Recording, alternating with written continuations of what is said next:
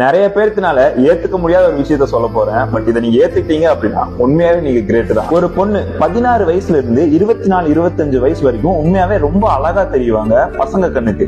So once அவங்க marriage ஆனதுக்கு அப்புறம் அவங்க அழகு படிப்படியா குறைய ஆரம்பிக்கும். இது நேச்சுரலா யதார்த்தமா நடக்கக்கூடிய ஒரு விஷயம் தான். அதே 16 வயசுல இருந்து 25 வயசுக்குள்ள இருக்க அந்த பசங்களுக்கான பீரியட் என்ன அப்படின்னு பாத்தீங்கன்னா அவங்க லைஃப்ல நெக்ஸ்ட் என்ன பண்ண போறாங்க, உருப்பட போறாங்களா இல்லையா அப்படின்னு முடிவு பண்ணக்கூடிய ஒரு பீரியட் ஆஃப் டைம் அது. அந்த ஏஜ்ல தான் அவங்க என்ன வரும் என்ன வராது, எதை பண்ணணும் எதை பண்ணக்கூடாது, இதெல்லாம் பண்ணா செட்டில் ஆகலாமா பொழைக்கலாமா பொழைக்க முடியாதா அப்படின்னு முடிவு பண்ணி அதை அவன் பண்ணக்கூடிய ஏஜ்.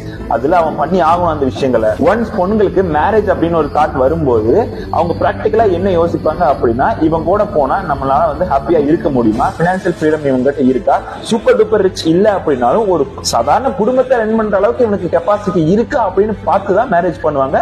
அது கரெக்ட் தான், நான் இல்லைன்னு சொல்லவே கிடையாது. அதுவே அந்த அப்பா அம்மா அந்த பொண்ணுக்கு அரேஞ்ச் மேரேஜ்